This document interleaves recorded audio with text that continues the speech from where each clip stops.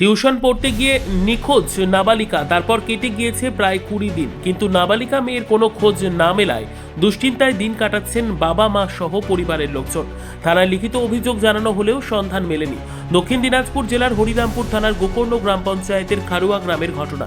মেয়ে ফিরে পাওয়ার আশায় দিন গুনছে পরিবার সূত্রে জানা গিয়েছে, নিখোঁজ নাবালিকা এএসডিএম উচ্চ বিদ্যালয়ের 10ম শ্রেণীর ছাত্রী।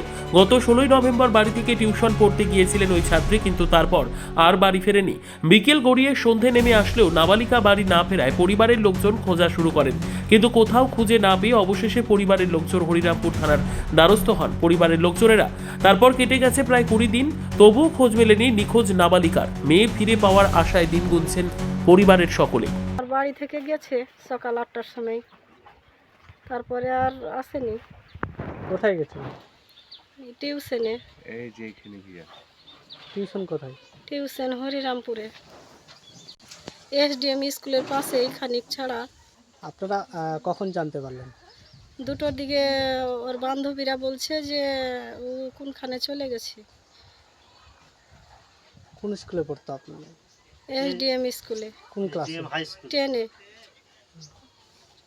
আপনারা আত্মীয় স্বজনের বাড়িতে খোঁজ নিয়েছেন? হ্যাঁ, খোঁজ নিয়েছি।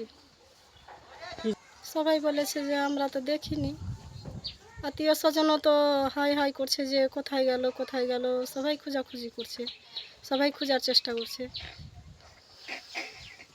হ্যাঁ, করেছি। থানায় অভিযোগ করেছি, তাও কিছু হলো না। কোর্টে অভিযোগ করেছি, তাও কিছু হলো না। আপনার নাম? আমার নাম তাসনুর বিবি। ব্যুরো রিপোর্ট, উত্তর বাংলা সংবাদ।